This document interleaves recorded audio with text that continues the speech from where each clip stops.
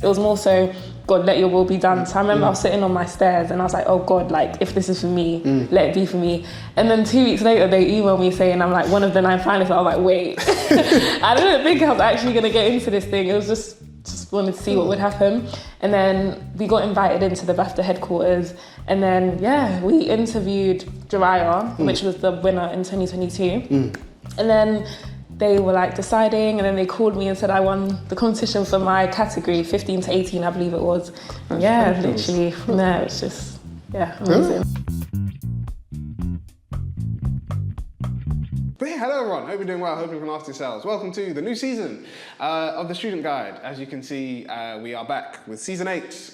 We are going strong, aiming for that nice 100 episodes, which seems to be coming quicker than we thought it would. Maybe even possibly before our 5th anniversary, which is of Pick Up Mic, which is wild to think.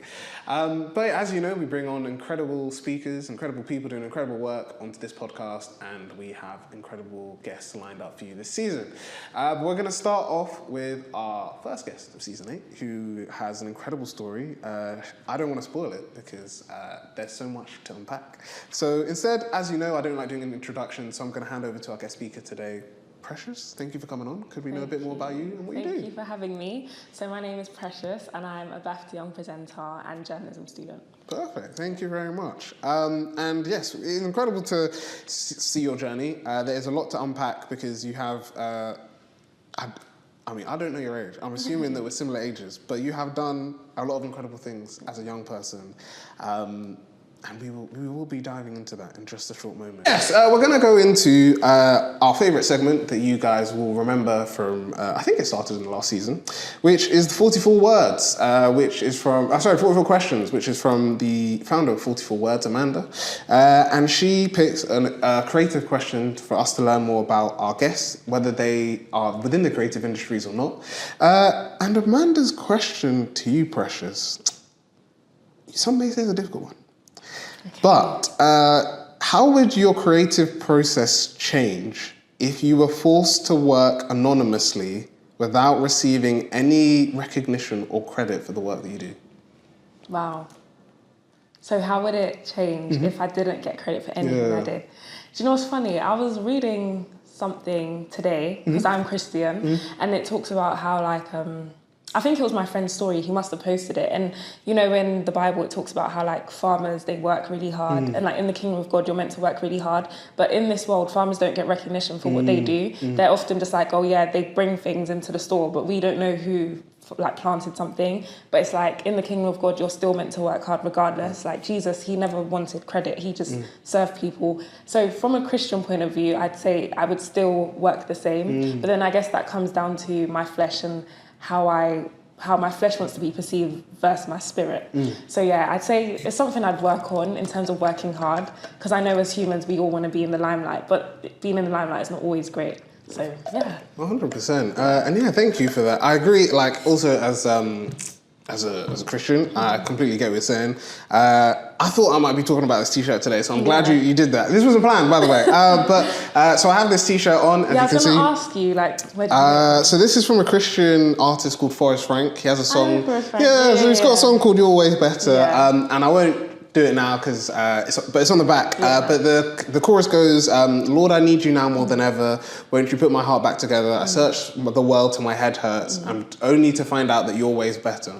And I think, like you said there, that's one of the reasons why I love what I do with Pick Up the Mic, but like you said, I'm not always like getting recognition for stuff, because like you said, as Christians particularly, like we are taught like there is true power that comes from like doing stuff and not necessarily receiving recognition, and knowing that like even, you know, whether it's at work, your personal life, with friends, like when you do stuff, even if others don't notice the work that you do, it's always, for me, what's powerful is remembering that like God sees what you do. Exactly. And you know, there's my dad actually spoke about this recently and was for my birthday, my dad always gives me a Bible verse, and like recently he gave me, it's Romans 8:19, and it basically says like creation waits for the manifestation, or like the revealing of like the children of God. And he was saying it's, you know, sometimes it's like that, you might be, you know, putting in a lot of work, you might, like you said, you're not getting recognition, or you feel like it's all not necessarily leading anywhere, Yeah. but he said like just wait until like God reveals, or like that revelation of like the incredible work that you've done. Yeah. And yeah, I think like you said there, it's really powerful to just like see that come to life, which is why I wear this, or like why I got this shirt, because for me it's a reminder that like you might think like doing this or like going God's way isn't necessarily leading you anywhere. Exactly. But yeah, it's a reminder that His way's better. Yeah, and then it even just reminded me of a verse that is one of my favourite verses, Colossians 3:23, and it says, whatever you do, work willingly as if you're doing it for the Lord rather than for people. Because then when you have that mindset, it's like no matter what I do, even if I'm cooking, I'm going to do it the best because it's for God and it's not for men. So yeah, it's really, really good. And I think, like you said, like linking it even to the farmer like analogy, it's really key, because even like Jesus talks about it in parables, and I'm not gonna lie, I don't remember where it is.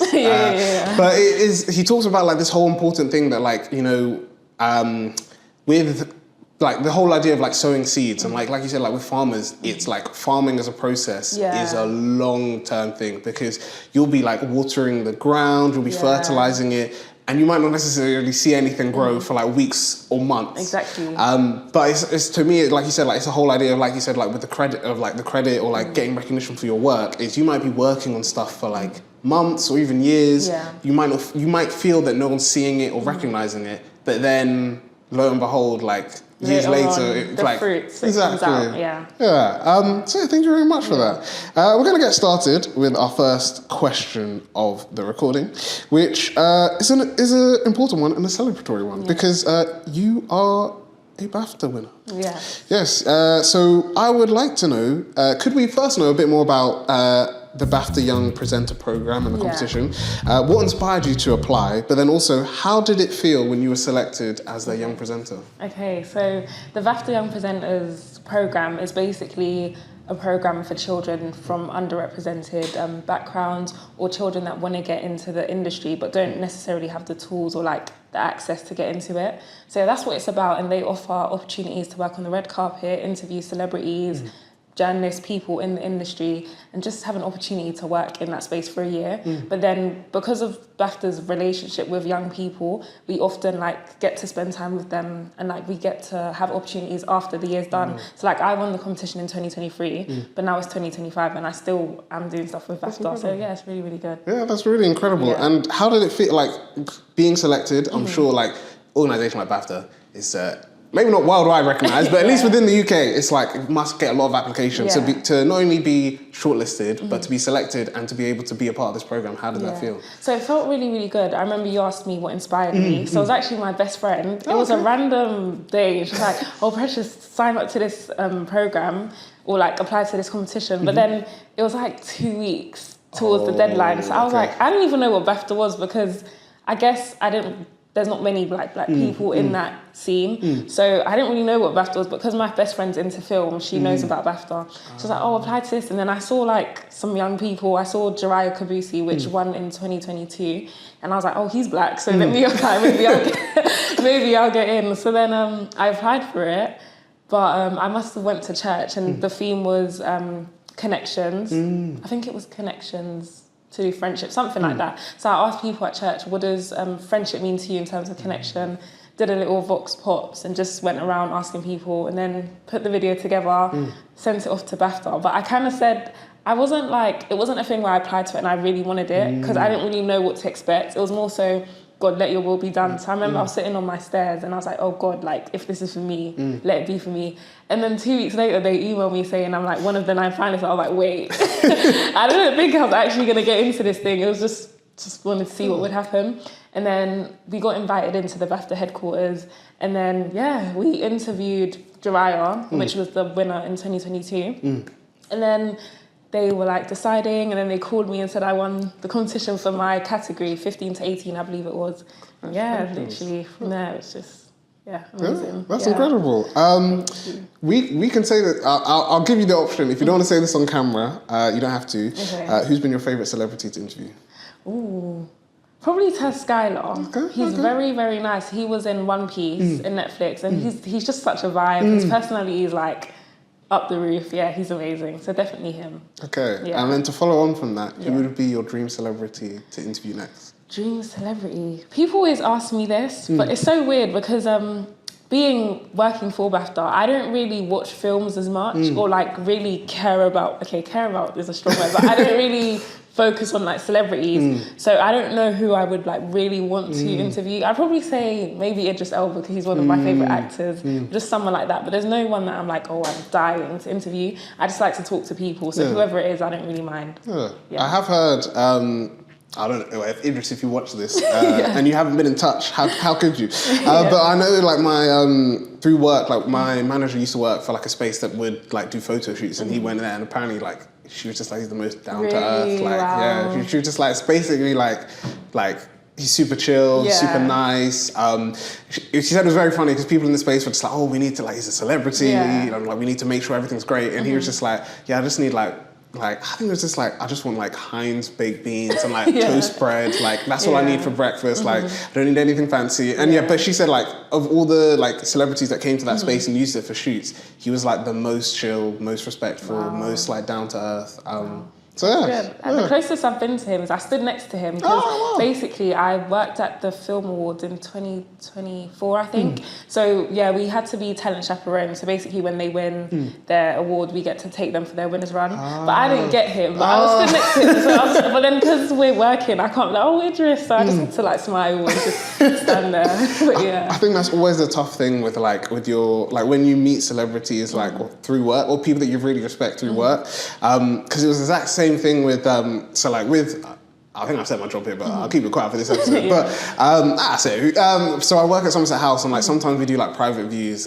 So like for me, the coolest one that we did was we did an exhibition called The Missing Thread. So it was looking at like how Black British fashion had changed over like I think from like the 70s till like the like essentially to today. And like that was I'd only been in the job maybe like 3 months. But they were just like, it's a private view, and I was like, cool, I've never been to one, like let's go. So I get there, and then like you said, like it was just like I'm not working, but it's my workplace. And I was like, I can't fanboy too much. But I was like, Bernardine Evaristo was there, and it was really great speaking to her. I don't remember the actor's name, and I know my sister knows him, and she gets annoyed because every time I say the story, she's just like, why don't you remember? But you know the new the modern, like the most recent Fresh Prince, so not the original one, that one. So the guy who plays Jeffrey. I haven't actually watched it. Okay. Yeah. I don't remember what else you've been in, so my apologies. Oh, okay. But he was there. So like there was a lot of like UK like black talent. It was just like really cool. But like you said, I was just like, I can't just like. Yeah, you can't do too much. You can't, because then they'll just look at you crazy. 100%.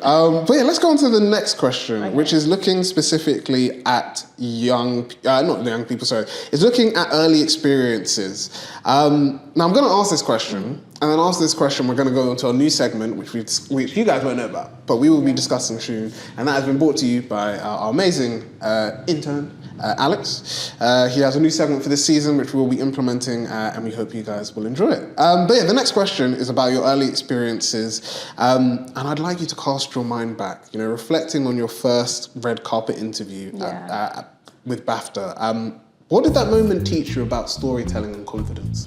Yeah, I think it definitely taught me to be myself, because I remember like the day before and like in the car going to there, I was kind of like overthinking, okay, what questions do I need to ask these celebrities? But I think when you just ask them like how they got into the industry, because at the red carpet, what they kind of wanted me to ask them is like advice for people that want to get into the industry.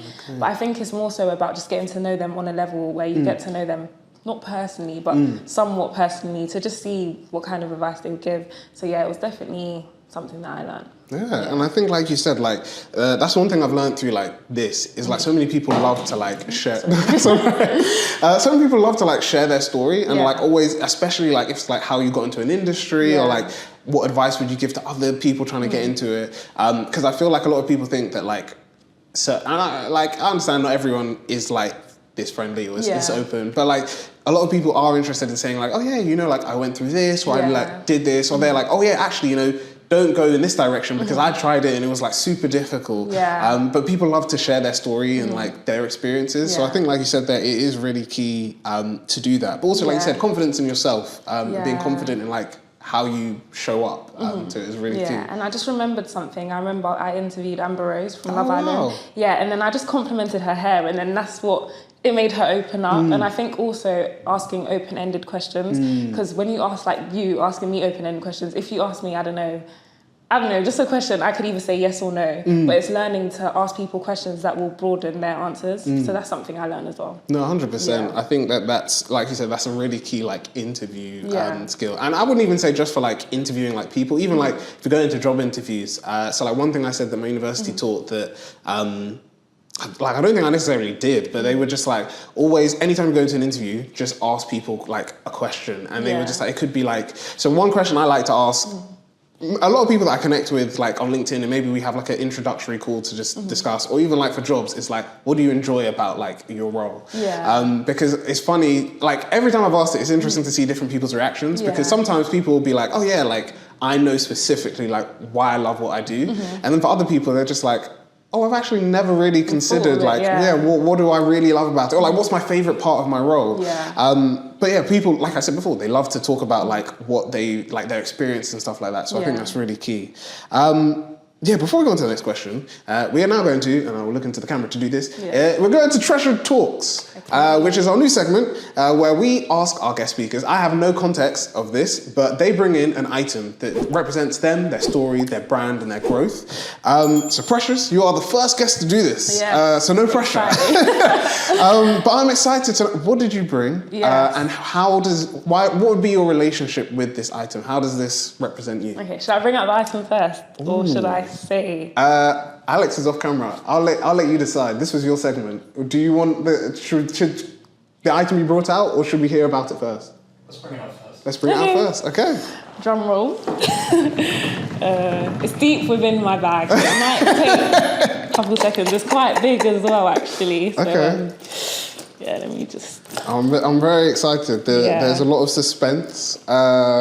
But yeah, this is something new we're trying. As you know, we add new things every season. So this is an opportunity for you to learn more about these wonderful guests that we're going to have on for the next 10 episodes, including this. But yes. Okay, I don't think this is a surprise. Okay. This is what we've been speaking about. But I brought my lovely Bible. Ooh, it's green, my favourite colour. But yeah, so what was the question? So how does this, why did you bring this item? Okay. And why does this, like, the item that you would say represent to you?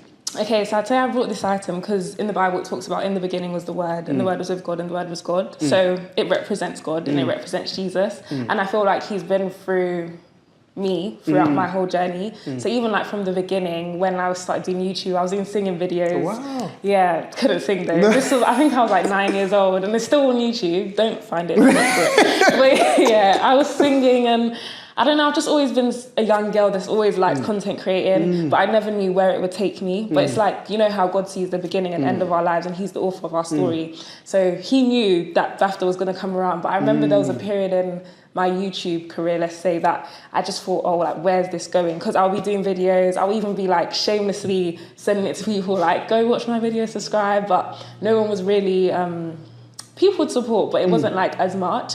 So then, yeah, when I remember sitting on the stairs, like I told you, and I was like, God, let your will be done.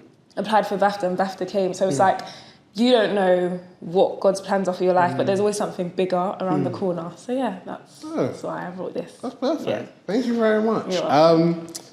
Yeah, I think like, actually, no, I usually am one to waffle and talk about stuff, but I feel like I want to leave. Actually, no, the one thing I will say, I think it's really key that you mentioned there that like, yeah, like you said, I guess like we said before, like you starting out on YouTube didn't necessarily know that that would lead to BAFTA and all the opportunities that came afterwards. But like, I guess that's what I tell people is the beauty of like your journey is that you never know. So like people think I grew up doing podcasting or like I had experience with podcasting. I tell people I did not know a thing about podcasting before I said I'll pick up the mic. I barely listen to podcasts or watch podcasts as it is. And even like to the extent that I tell people like the only video I'd run another thing. So I had a bit of video editing, but even to get into video editing, I was just like making like anime music videos for myself. So I'd like match music to like anime or like to animation and like cut up and do like link it to like fights and all that. And that was just literally just like a passion project. But I tell people, like you said, like if I didn't do that, I wouldn't know how to use video editing software and I wouldn't be able to do like what I'm doing now. And it's like you said, it's the beauty of like God's plan because you see, like you don't see the full picture, he does. And it's sometimes like taking taking those moments to like pause, reflect, and see like where that journey could lead you. Because I tell people like that's why. Like the one thing, and I'd say this is like a good piece of advice. Actually, I spoke about this on the last season, actually, which was that so there's this preacher. His name's Bobby Schuller. He's a preacher in America, and I watch his. He has a YouTube channel called Our Power. I definitely recommend even if you're not necessarily a Christian, there's a lot of useful information that could help you if you want to learn more about Christianity. But he was speaking on like decision making, and he was saying that he finds it really interesting that people feel. So he said sometimes, so like you said with applications, so sometimes people will see an application, whether it's a career opportunity, something like the like BAFTA Young Presenters, whether it's funding opportunities, job applications, whatever. And he said sometimes people will just be like, oh, I'm going to apply. Like, oh, like, God, tell me in this instance, like, am I going to apply? And if I don't hear from you, or they'll be like, oh, you know, I saw this link just pop up, so this means this has to be God. And he's just like, no, like, take a minute to pause and reflect. And he said, and it sort of links to what my dad was saying at the time. My dad was just like, look, like, so was it either last year or the year before, I was applying for like a lot of funding stuff and I wasn't getting it. And then my dad was just like, well, I think what you need to do, instead of just like seeing this and being like, oh, this, whether it's money would be good for pick up the mic or like developing or for some of the things you have planned, you're just like, have you actually like just sat down and been like, God, is this actually like, is there a point in me applying for this? And it's not necessarily to say because like, oh, if I like, God doesn't want me to apply for funding competitions, but it's to say that like you said about not knowing the full picture, I don't necessarily know the full, like I don't know the full picture, and I might have an idea of that, but like I might be spending all this time doing like funding applications when God's saying actually what you need to do is just like find an organization to partner up with and drive your sales. Or even like you said, like God may be saying, oh hey, like leave YouTube for a bit and go down the presenter route and become a presenter. And yeah, it's just like understanding that, because I feel like sometimes people feel they're like that's not to say like when stuff doesn't go your way that it's necessarily like because there's always like, I don't know, because you're not necessarily praying or stuff like that. But sometimes it's just an understanding that like you don't have to make a decision in that moment, and you can just be like, actually, and that was the biggest thing. Biggest takeaway from that was he literally just said like, hey, if ever someone tells you like, hey, I need a decision, like obviously depending on what it is, but he was like, if someone says, oh, I've got this really cool business deal, I need you to tell me like in this instant, are you in or are you not? He said, no, you can turn around and be like, look, man, I'm so sorry, but I need a moment to pause, reflect about this. I need to pray about this because this has like huge implications. And he said, if they turn around and they're like, this is absolutely unacceptable, he was just like, it's not for you, man. If some people can't understand that you then that's fine. And it's crazy you say this because I recently turned down an opportunity that was like to do journalism, and the platform is huge and it could like push me further than I am, but then it just doesn't align with my morals and like what I stand for. So I was like, I kind of prayed for it, but I didn't, because you know them ones when it's like, it's blatant that you shouldn't, like as a Christian, you just shouldn't be doing stuff like that. So I kind of turned it down and I was like, okay, I'm just going to trust God. Because I used to be someone that it's like, I want to know God's plans for my life now. Like, tell me now. But I'm learning to just hold his hand and just 100%. See where he's leading me wherever I go. Definitely. And I think like one final thing I'll say before we go back to we go to the next question is, I think for me, like literally like we said there, that like, I think sometimes it's like my friend, I always shout out Samuel, who helps, like he was one of the people that started up Pick Up the Mic. And there's two things that he said that are really relevant to what you just said. Number one was, so at our 4 year, so earlier this year we celebrated 4 years of Pick Up the Mic, and it was really great. Thank you. Honestly, I tell people every time I'm surprised. Like, not surprised in a bad way, it's more like, I didn't expect it to be here, because when we started, it was one podcast. It was during COVID, so everything was online. It was me and two of my friends who were hosting it. And now it's completely different. Now we're like a creative platform. We've got like 10 to 11 podcasts. We do workshops, mentoring. We're launching a program. So for me, it's like, I wouldn't have seen, like I never would have guessed it would have been here. But I think one of the things I mentioned, like, I don't even know if I said it or he mentioned it to me, but we were talking about like funding, and I was just like, oh, you know, or he knew that like I'm not necessarily at a place where like Pick Up the Mic is bringing in loads of money and all this, and I was like, look, man, he turned around to me and said like, look, like I know Pick Up the Mic isn't necessarily like financially rich or like it's bringing in a lot of wealth at the moment. But he said like, look, you've got like a strong community and you've built like all these people. And to me, like in the moment, I like pause and reflect. But even like this was months ago, but I still reflect on it because I look back and like even like this episode today, like we did not know each other before like I reached out to you. And I tell him that like there's so many, for me it's like two things. There's so many people that I have now met through Pick Up the Mic that, and especially some of them are like, we're now good friends and I never would have met them if I wasn't doing Pick Up the Mic.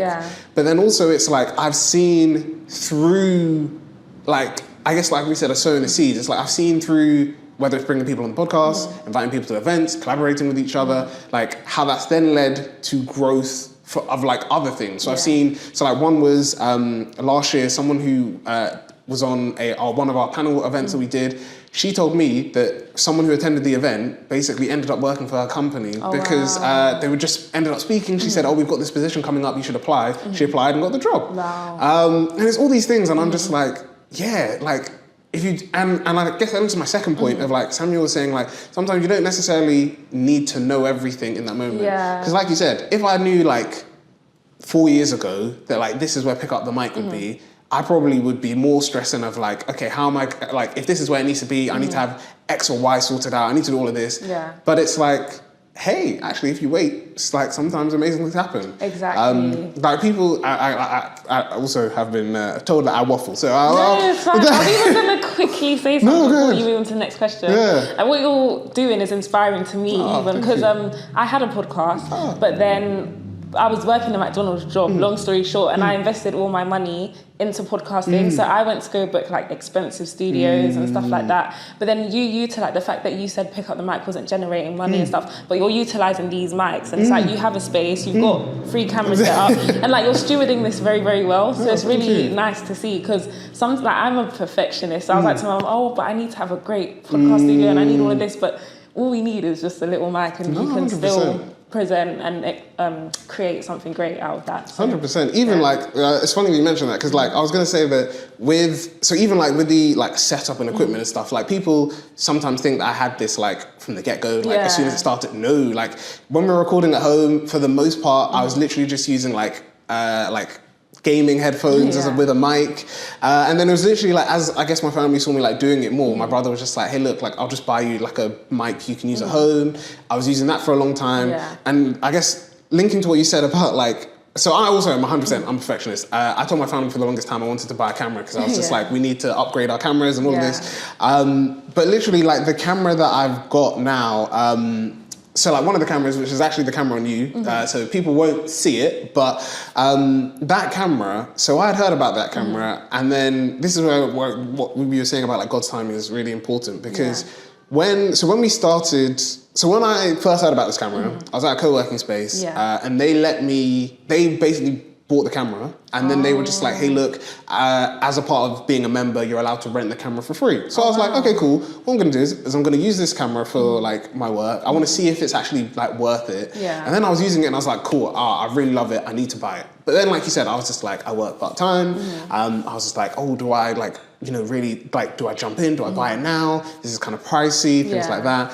And then I was like, you know what? Let's just like see, like, I was like, let's put it in the back of my mind. My sister is very much like your mum, like she was just like, had to slap my wrist and be like, don't purchase yet.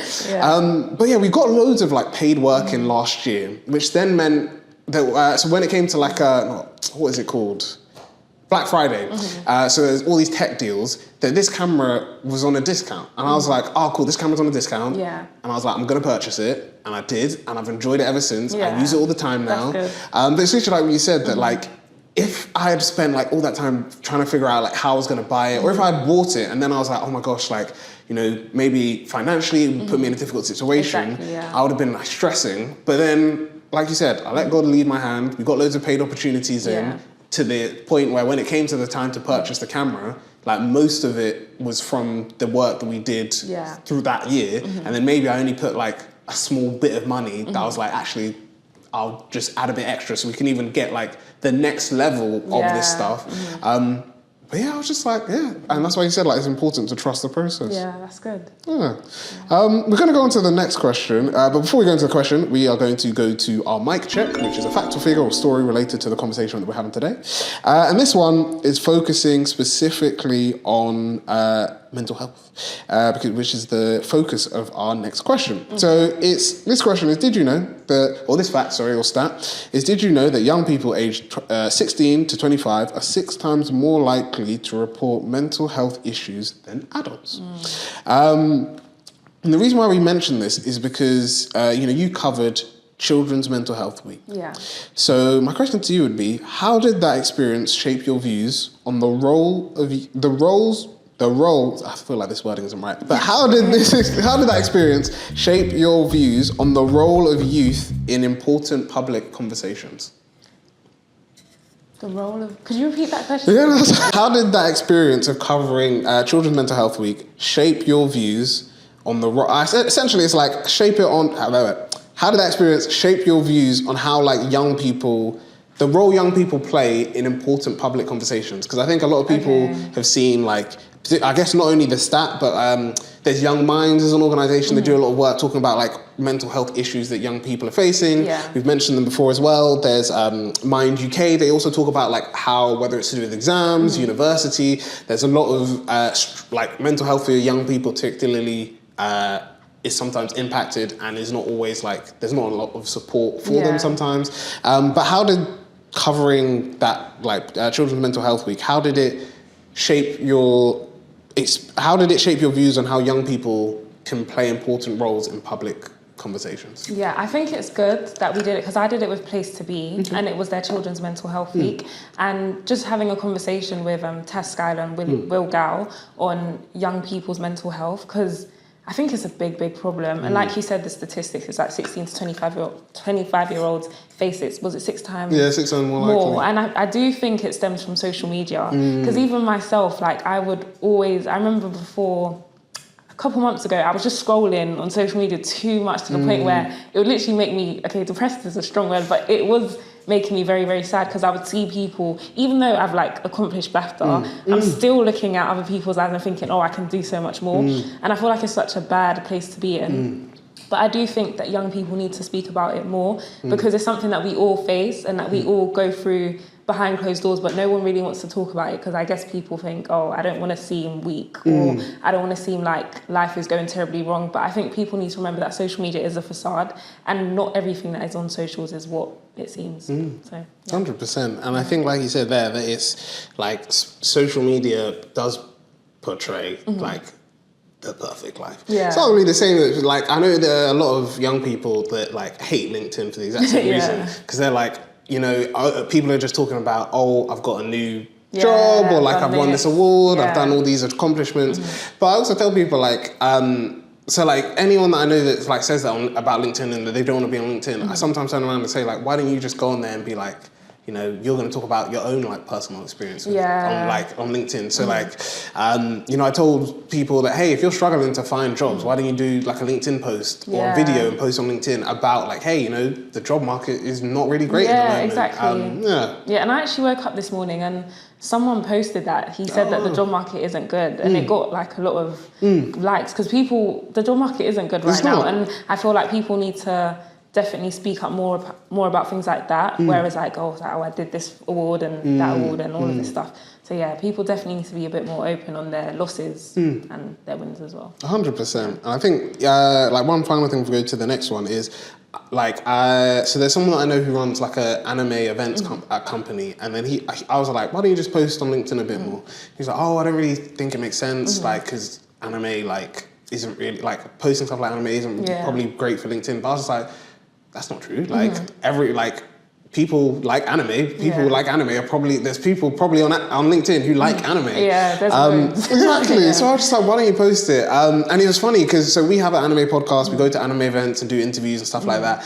And there's someone that I'm connected to on LinkedIn. He was just like, I find it really, like, funny, not in like in a judgmental way, but he was like, it's really funny and cool to see that, like, I'm scrolling through LinkedIn and, like you said, it's like, my business is doing great. I've got a new job. Like, like all this promotional stuff on LinkedIn, and he said like, and then I just see from you every once in a while like, oh hey, like we went to this anime event, we had a cool time, and like here's some people that you can meet. Because for him, he was just like, it's really nice content to also see like their stuff outside of just like work. Exactly, and it is very refreshing as well, because it's like, it's always hello network, today I did this, so it's like you want to see something new. 100%. And I think that's why like I tell people like so like, on my LinkedIn I need like it's not great, but also I was just like, I'm gonna do it anyways. So I'm like a massive Spider-Man fan, so I was just like, oh, it'd be cool to have a show reel, because outside of the stuff I pick up the mic, I have different skills that I do, and I'd love to like showcase that to people. And I was like, I could do like a typical video like showcasing with my work. I was like, I loved Into the Spider-Verse, and I loved how each of the Spider-Men are introduced. So I was like, cool, I'm gonna do my my show reel based around this whole, like how each of the spider people introduce themselves. But it's literally like we said, like I keep that on LinkedIn because it's like a cool way to be like, oh hey, this is an interesting way for you to find out about me. And it's not just like a typical like, this is all the work that I've worked on. It's like, no, I like Spider-Man. This is a fun way. And like you can learn about my interests and like my work through this video. So we're gonna go on to the next question.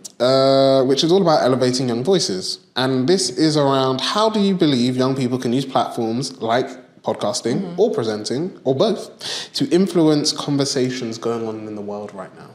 I think, because when I think of podcasts, a lot of people always want to interview like the big names, but I think it's important that we get just normal people to talk, because then I guess that's where real life experiences come from, whether that's doing podcasts with friends, or maybe even, I don't know why this just came to my head, but like interviewing their teachers, if their teachers want to come on and talk about what they've done, but things like that. Yeah, 100%. I think like you said, like there is this like, I think, like you said, whether it's social, probably to be fair, it's social media. But there's like this whole focus of like, oh yeah, you have to have like big, like influential people on your platforms, whether it's your YouTube channel, your podcast, or like you said, like presenting, you have to only interview like really important people. But I know, like you said, there are people that like just go to, maybe they're in a co-working space, they just interview people in their network. There's people that I know that maybe they go to, I don't know, like you said, they do street interviews, so they'll just be like, hey, look, I'm going to interview you on the street. There is one guy, actually, that I was on the bus when I saw him, and I was like, I'm not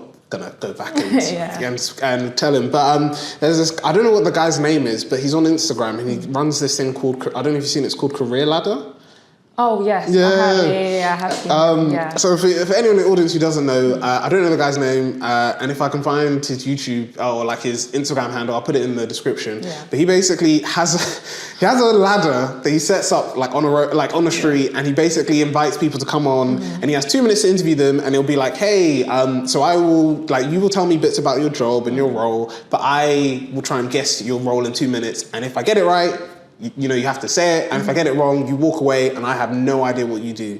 And even like the way he does that, like it's really interesting because you're like, it was cool to learn about different people, and even like I guess like this is more of a bigger, wider societal issue, but like you might see someone who's dressed a bit more casually, and you might be like, oh, okay, cool. So they might have a specific career, but then sometimes they'll turn around and be like, actually, like I'm an investment banker, and I've worked with X number of companies. But it's cool to like see those different, like the different personalities that come through. So yeah, I feel like you said there, that's really cool, because even that he's not necessarily going in knowing anyone that he's interviewing, but he's like, oh cool, I want to just like meet new people and connect with them, which is really cool. Because I've got a friend called Joshua, and he does this very well in terms of like elevating voices. He has a platform called Another Question, where he just goes out on the road and asks people questions to do with the industry they're in, or just how they got into whatever space they're in, and it's basically to help people and young people network in creative spaces or just any type of space. So it's really, really good. Yeah, I think just young people, just go out there and just do it. Like just if you have an idea to ask people questions in the public, I just ask them, or if you want to go out to the streets and ask people what they do, just do it, because you never know who you meet that could help someone else. 100%. Yeah. And even like there was, so a previous guest we had on this podcast called Vanessa. So on her Instagram page, I saw that she had a video where she interviewed Sir David Attenborough about like documentary stuff, and she ended with like, oh, like for any young person who wants to get into making documentaries, what would you do? And he was just like, the most powerful thing that you have that I don't is you literally have a camera in your pocket. And he was like, why don't you just like go out and make documentaries about stuff in your life? So like you said, whether it's like, you know, you make a documentary about your area of London, or like you said, even your school. If you're in a co-working space, maybe your co-working space. You could even, if you really wanted to, make a like a self-made documentary about yourself.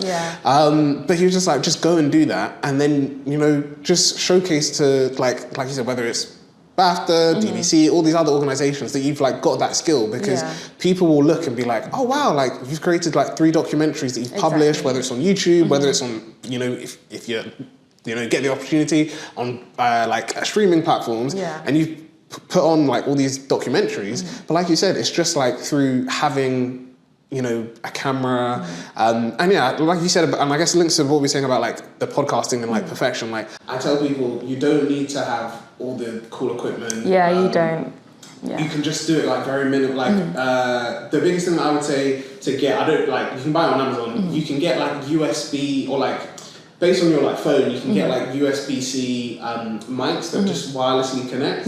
So before even getting like these, which were like a bit way more expensive than those, I was just like, oh, we go to all these events. I'd love to do interviews at events, but I was just like trying to figure out how to do it. And I saw that you could just get these, and I was like, okay, these are super expensive, out of my budget. But there were ones that were maybe like for £20. Yeah, £20. Yeah, and I was like, yeah, these are really good.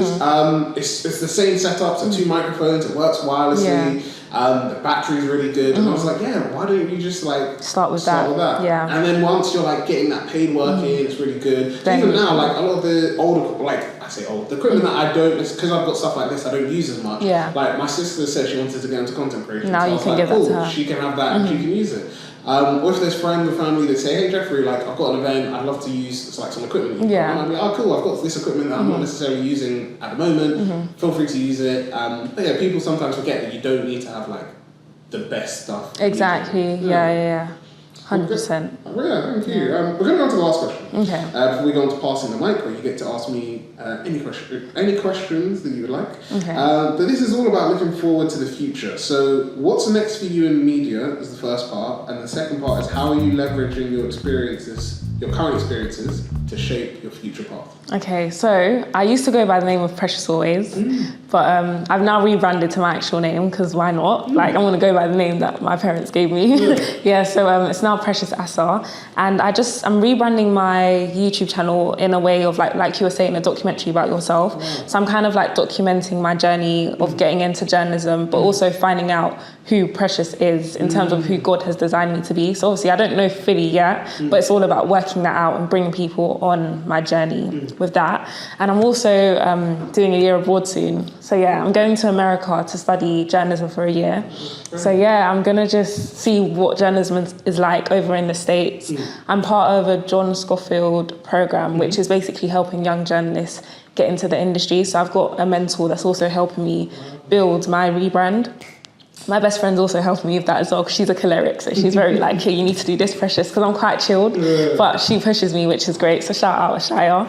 And in terms of like the skills that I've got from BAFTA and stuff, it's just making sure I keep those relationships and those connections that I've made, and not being afraid to reach out, because I'm someone that it's like, I always feel like if I reach out to someone, I'm begging, but it's like God has given me these people for a reason, so utilising that and the skills that I have and just putting it into my YouTube channel and growing it. So, And I think even on that last point that you mentioned, I think that is a key skill that I would say anyone, but I would say particularly when you're young, this is something you don't feel confident in. But like you said, putting yourself out there, because that's something that I've had to sort of deal with and like, teach myself. But funnily enough, the person in the last episode, he is the partner of the program that I do at Somerset House. And I've told him that from him, I've learned a lot about like so I said, when it comes to work, sometimes because I'm also like a business owner, sometimes I'm like, oh, I can't propose my business for stuff because I'm at my workplace. And from him, he was just like, no, like you've got like that creative vision, that mindset. So if you know there are things that you've already done, or like you know there are things that your business could do that, hey, you know that we're struggling with, he said, don't feel like you can't, like a most you'll get is a no. But he was just like, why don't you just put yourself out there, do the ask. And literally like I've seen, like I won't announce it just yet because I'll keep that as a surprise. But yeah, like stuff has come from that.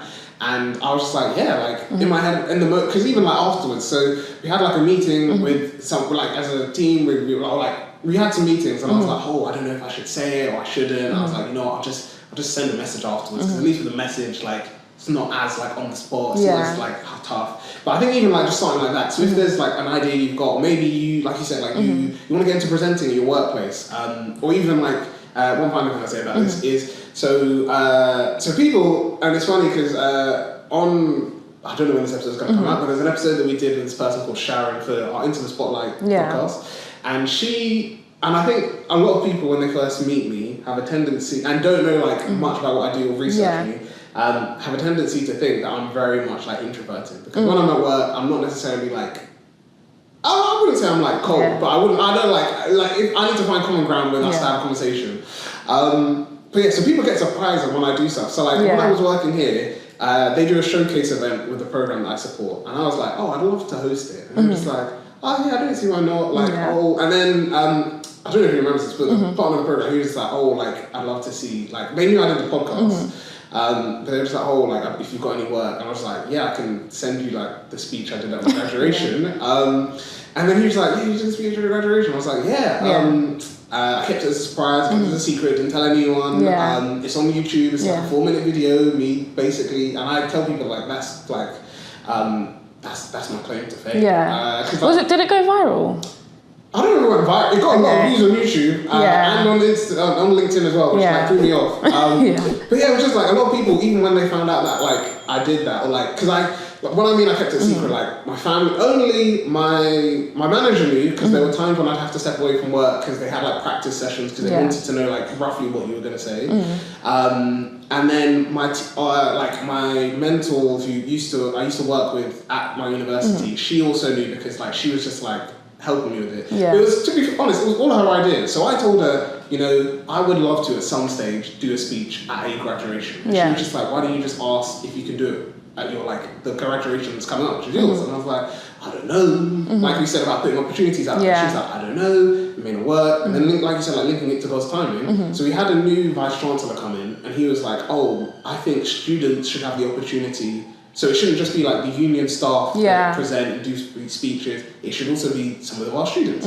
So she then told me, oh, I spoke to the person who runs graduation. This is a new thing that's going to come up. So I applied, I said roughly what I would talk on. And I wrote a graduate, like I was on the tube. If you've ever been to Brunel, you know the Metropolitan line never works. So I was on the tube, it was a long tube journey home, and I was like, cool, I'm just going to write out a rough draft of what this speech would be. And like, whenever it comes up, like, you know, like I'll be ready for it. Not knowing that like 2 months later I'd be doing it at my university. But literally, like we said there, that it was just like, did it. My mentor was just like, yeah, don't tell anyone, like, you know, keep it a secret. And it wasn't because she was just like, oh, I feel like, you know, whether some people might say, oh, marketing or stuff like that. But it was more to do with like, she was just like, I really want you to, because she was, especially for my family, she was just like, look, they see you as like the brother, the son, or they might see you in like a student capacity, but they don't necessarily, like, especially my parents, they don't, like, sometimes they watch the podcast. Sometimes.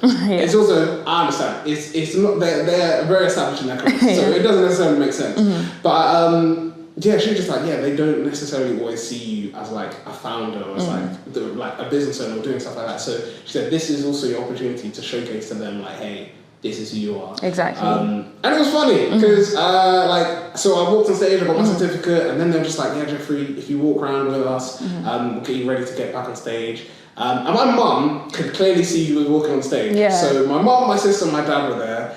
It was hard because my brother, my older brother and my elder sister were both there as well. And they, so they were watching from home. But I couldn't tell them to like, I'm doing a speech. So I was like, you might see something happening, like just, if you could just watch it, like just watch the whole thing. I know once you see me on stage, you might be like, oh, we're just and then turn it off, I was like, you can mute it, but then you might see me appear again. There's this award that potentially I could be winning.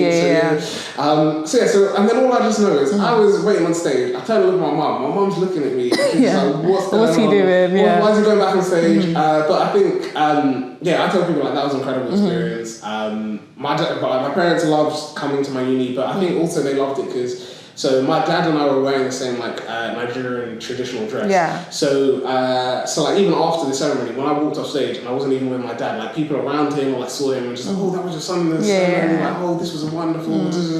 And I was like, yeah, this is cool. And I guess that whole story to basically say like there's like you said there, like if I didn't mention it to my old manager, if I didn't like apply for it, if I had been overthinking it, like it might not have been as impactful as it was. But I look back on it, and even to this day, like sometimes, like you said, like you might be in a comparison trap on social media, or you might not be necessarily happy with where you are. But I use it as a moment to like check in and just be like, look, man, like this is something that you did. Exactly. Something to be proud of. There's something that I'd like to do. I'd like to write like my testimonies or things that I've accomplished by the grace of God, so that I don't forget like what I've done. Because it's so easy to forget the good things you've done, but as soon as you've done like one bad thing, your world just starts crashing down. And it's like it's never that serious. 100%. But yeah, we're now going to go on to passing the mic. Yes. I will close the tablet. For the next bit. But yeah, is your opportunity? Any questions you want to ask me? Just let me know. Now it's time for me to put on my presenting skills. So no, I'm just really intrigued actually, because you seem like you have a lot of skills and you do a lot. So I kind of just want to know if you could put your role into one sentence, what would it be?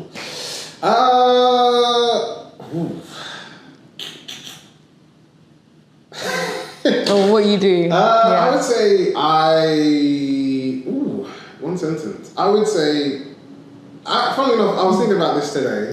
I would say that I'm essentially a storyteller and a connector. So I tell stories through the content that we produce and the people that we interview. Like you said, like we ask open-ended questions. But also with the stories that we do, like you said, I'm never like, unless someone wants to discuss a topic that is like really like either disagrees with, like you said, like what I envision Pick Up the Mic is, or our mission, vision and value statements, or if I feel like it's not really like something we cover, then that's the only reason why I'd be like, I'm sorry, you can't be on the podcast. For the most part, I'm very open for people being on the podcast. So I love bringing people on. I tell people like every episode to me is really cool. Like I knew nothing about BAFTA's Young Presenter program. So this is like great to learn about. Every episode I'm either learning something new about someone I already know, or someone new, or like a new career. Like I've told people I've learned about like healthcare, I've learned about tech, I've learned about like business investment, all this stuff. And it's not because like I'm not saying that people can't like go online and do courses on this, but I was like, hey look, like this is a natural way that I can learn about a subject. And usually like I tell people our podcasts tend to not be an hour anymore because I love just talking to people about what they're doing. But like you said, it's like learning that. And then I say connector or like community focused because I love connecting people to other people.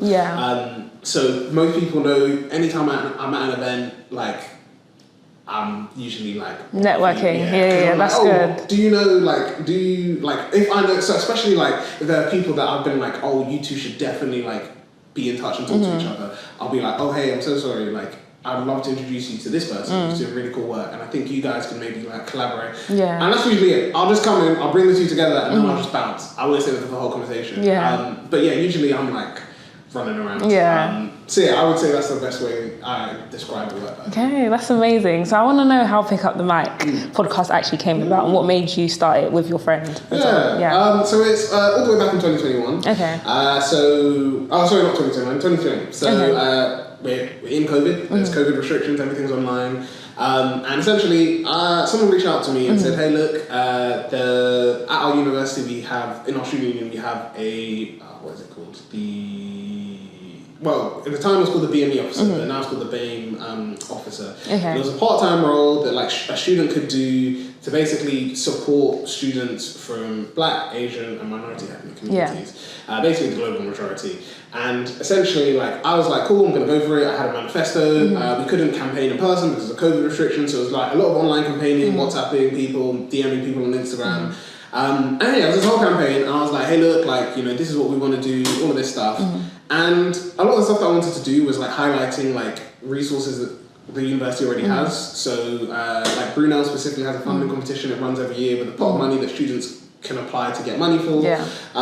Mental health services, well, I don't know anymore, but at the time they were free for students to get support, so they could get mental health support. It was literally through doing the podcast that I then also found out that Brunel does, so if someone is thinks they're neurodiverse, Brunel can do for free the test to help them figure out like what their neurodiversity is and what support that they need for their studies. But yeah, all these things, and a lot of the students I was telling about this like didn't know that these things existed. Yeah. So yeah, I didn't get elected, and like you said about like God's got a plan. Exactly. I was like, oh cool, I didn't get elected. This kind of sucks. But I was like, yeah, this is a lot of good conversations, and I was like, there's clearly like an issue here because there's a huge disconnect between the students that we're working with, or like the students at the university, and the services that they provide, and people aren't necessarily knowing about it. And I was like, yeah, the university might say like, we've got newsletters, or like, oh, we've got plaques, or like stuff that says, oh, hey, this is it. I was like, let's be honest, most students don't, like most people, regardless of being a student or not, don't read emails. Yeah. Most people don't, like most students will not really be interested in seeing an email from the university and reading even the whole thing. So I was like, oh, well, why don't we create a platform for people to like, learn about these things or like have conversations. So originally it was never going to be a podcast. It was going to be a Zoom series, and we were all just going to come on Zoom, like invite like people to come, they could watch and then ask the guest questions, or like ask us as me and my friends questions because they had helped me with the campaign. And then as it came to like our first one, I was like, oh, like we're not really getting a lot of interest. And I said, you know what, I think the interest isn't necessarily because the idea is bad, but it's just like everything's on Zoom. You know, people are having their lectures on Zoom, catching up with family on Zoom. Too much. I was like, they were just like, this is a lot. And I also said like, hey, like let's be honest. If we don't go to a lecture on Zoom, we never watch the recording back. I said there were lectures that I didn't attend in person. I never, even when it came to exam time, I never watched the recording back. So I was like, even if we do share the recording with people, people won't want to watch it back because they weren't there, they're not really interested. So I said, why don't we, pivot into being a podcast? And they were like, oh, well, how would that work? I was like, I have no clue, but like, I'll look into it. So we started off as like an audio podcast on Zoom, and we were just recording on Zoom. We did one season with 10 episodes of this podcast, so at the time we didn't have a name for it. It was literally just called Pick Up the Mic. And we did our first season. First season went well. I reached out to our student union and said, hey, look, we've got this really cool thing. I'd love for your support. And they agreed to support financially with covering the cost to upload it on the platform. And I was like, cool, like let's keep it going. My friend Samuel, who I keep shouting out, but I tell everyone like the only reason we're on YouTube is because of him. So he was like, oh, well, why don't we do video? And I was like, I don't know. I don't really know much about YouTube. I don't know how to navigate that space. And he was like, no, like we should try it. Like, I've seen that if something's really good on YouTube, like, and it's got an audience, it'll just bring people in. So I was like, cool, let's give it a go. And then we did. We recorded on YouTube. We've been recording on YouTube ever since. And that's also the main reason why this podcast is the only one that's on like all listening platforms. But all of our other podcasts are only on YouTube, because we also then saw like the more we created more podcasts, everyone loves the video podcast. But they're like, we still have, and that's not to say like people don't listen to this now, but people prefer watching a podcast than viewing it. And at the time, like things have now changed, like Spotify now allows you to add videos to your podcast, which is great. But at the time, like that didn't exist. So we were just like, actually, you know what, it makes sense to just keep this as the only one as a video, like as audio one, because we've had this, like this has been our podcast from the start. But when it comes to other ones, we're just going to put them on YouTube because we see that like people prefer to just even when we put it on both platforms, like we see that people do really prefer to engage more, because you feel like you're part of the conversation as well. Exactly, 100%. But that's the journey. So what did you study then at university? People think I did not do anything media related. So I did environmental sciences for my undergraduate, and then sustainability, entrepreneurship, and design for my masters. So nothing to do with like media, nothing to do with like podcasting or marketing or anything like that. So even like I tell people, like now I know how to like, I wouldn't say I'm a marketing expert, but like I know about marketing because I have to do it for Pick Up the Mic. So I need to know about like what styles work, how to edit podcasts, and like you said, like I'm the type of guy that's like, editing is long, so I try to find ways to like ease up the process, and whether that's using like tools or video editing softwares that can help me like speed up the process.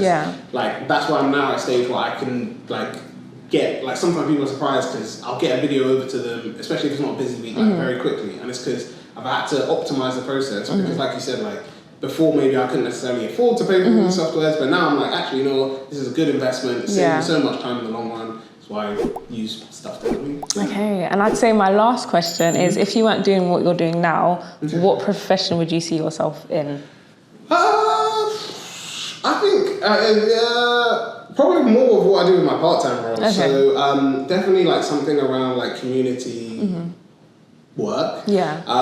The reason being is like, so a lot of people get surprised, like, or people, even like when I was interviewed here, like someone asked me like, oh, why are you applying for this role? Because this is very much like a business admin role rather than something like related to the sciences. Yeah. And I tell people like the reason why is because I knew like when I was doing my degree, not that I didn't, I love both my degrees, but I knew I never was going to work in a lab. I don't like lab work. I don't like how I found it personally a bit tedious and sometimes a bit boring. Or the fact that like you might plan, like you might have a direction for something, you might have done the experiment really well, all great, and then it turns out that like the result is bad. Yeah. And sure, people are just like, that's still, you know, good because you can learn from it and stuff like that, which I don't disagree with. Yeah. But I was like, I just don't want my work to, like, I'm spending like hours on something, I'm trying to get it done, and it's not working, and I know that like, I can't figure out why. Yeah. But I really do love the community stuff. So even with my degree, like we did modules on like how do we work with like the general public to promote like sustainability or encourage them to, or like teaching them about like, environmental issues and stuff like that.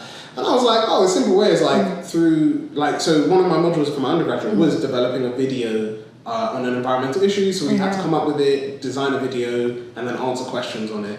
And I was like, yeah, this is cool. Like doing stuff for community was great. Yeah. My old manager that I mentioned, I was working with her promoting STEM work for young people. So we'd go to schools around London. Well, typically really the UK, but we focused mainly on London. Yeah. We'd go around and we'd speak to them and like we'd do workshops with them. And I was like, this is really cool. This is fun. So I would say I'd probably be doing something like that. Okay. So it would be like educating people on environmental subjects, but through the lens of like, I'm not like doing the, like I might research, but I'm not a researcher or an environmental scientist by profession.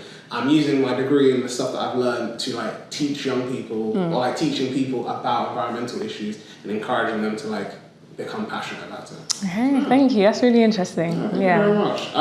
We're now going to go on to the next segment, which I'll get out the tablet for, because we are now going on to MC of the Month, which is our organisation or individual that does incredible work. And we've kind of spoken about them quite a bit. As you can imagine, it is the Young BAFTA Presenters Program. So it supports emerging presenters like Precious, providing mentorship, presenting opportunities, industry access. And, you know, for us at Pick Up the Mic, we see that it exemplifies how structured support can essentially elevate young talent in the creative media. And, you know, even just from hearing the incredible stuff that you're doing, where you're going, you know, a year abroad is an incredible opportunity, especially in America with media. That's going to be transformative. I would say that's a great space for you to be in. So if you haven't checked out the program, check it out. If you want to apply, get an application in. You've heard how it's been amazing for Precious. It could be amazing for you. And if you do apply and you do get on, let us know in the comments, because it'll be cool to know, what you're presenting. But they are MC of the Month. And they've recently announced the new winners. Nice. Yeah, so I just love how it's like a family, because they reached out to me, and I'm just friends with like most of the young presenters. Like it's literally like a community. So definitely apply for it next year. And just put yourself out there. You never know what could happen. 100%. But we've now come to the very end of the episode. Actually not the very end just yet. Because the second last, which is on the takeaway. So, you know, we see this as an opportunity for our guest speakers to leave a message to come home, for our audience, to take home with them as they, you know, leave the episode. So what would you say? We've spoken about a lot. We've spoken about a lot of cool things that you're working on, that you've done, your experience, your journey.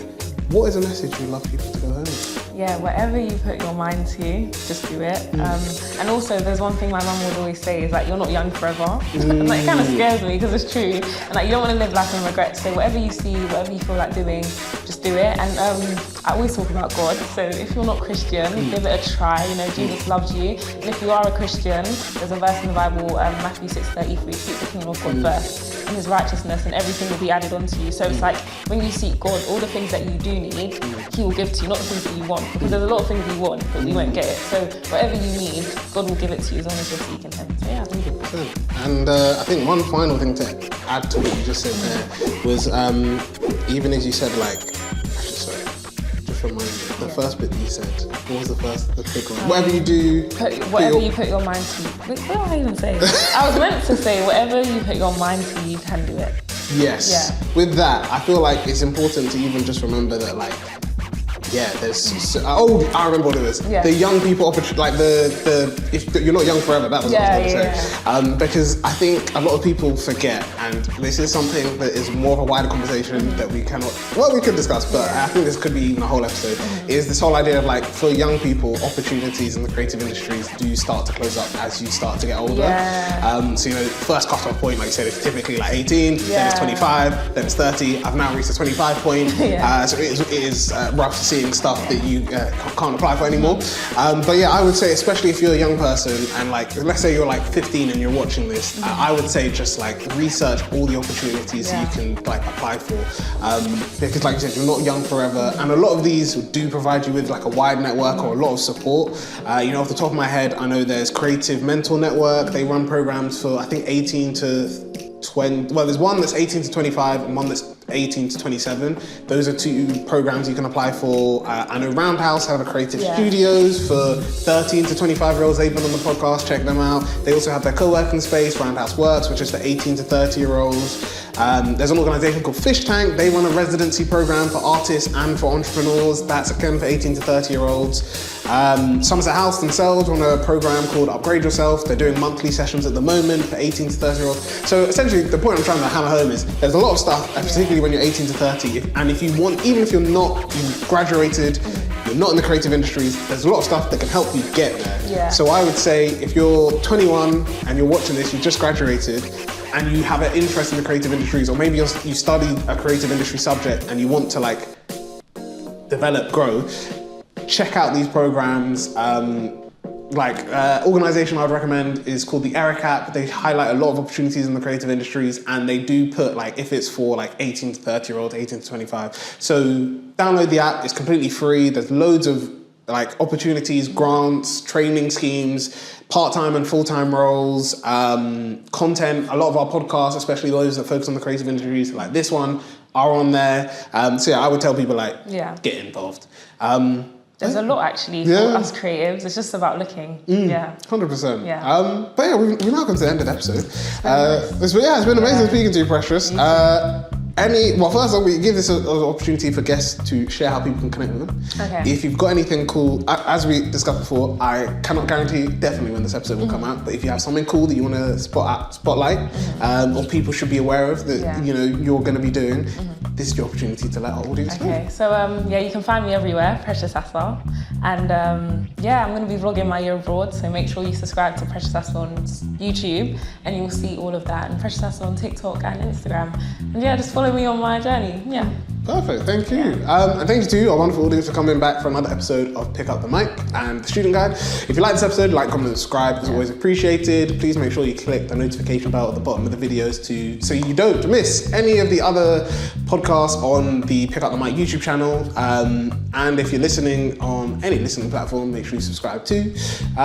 If you want to support our efforts and receive cool merch, I'm not wearing it at present, but we do have a cool Pick Up the Mic t-shirt and notepad.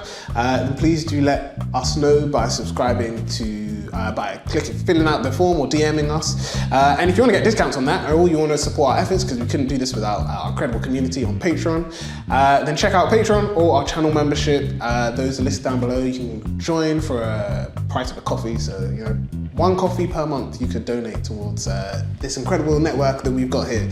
And then finally, if you want to learn, if you're interested in sci-fi, fantasy, gaming, or anime, check out all of those channels, because we have our gaming channel, Pick Up the Controller, our anime channel, Sentais of Anime, and our sci-fi and fantasy channel, The Two Maesters. And at this time of recording, there's been a lot of sci-fi and fantasy stuff. Superman's just released. Today is the 25th, so Fantastic Four is in cinemas in the UK. So they will be discussing it. They will be coming back. It's been a busy period for both Joshua and Morgan, but they will be back with new podcasts. But actually, sorry, one final thing I will say, because I actually haven't said this on the podcast, which is actually a shame. But now is the best opportunity to say it, because this is the podcast, as I mentioned, that started all our fruitful efforts. And yes, if you follow us on Instagram, LinkedIn, or TikTok, you may have seen that I announced that we are officially an award-winning podcasting network. So yeah, thank you very much. We won Best Podcast Network 2025 at the Greater London Enterprise Awards. There will be an official press release in September, but we couldn't have done it without all of you because someone in our amazing community nominated us for it. So we really appreciate all of your work. But yeah, now we're officially award-winning podcasting network. So thanks you for all of you for making this incredible journey happen. We appreciate all of you. But yeah, we're going to close this chapter of the Student Guide. We'll see you next time. New episode, new guest, new topic. That's a bye from us here, and have a wonderful day. Perfect. Cool. Thank you very much. Amazing. Thank you. I like that conversation.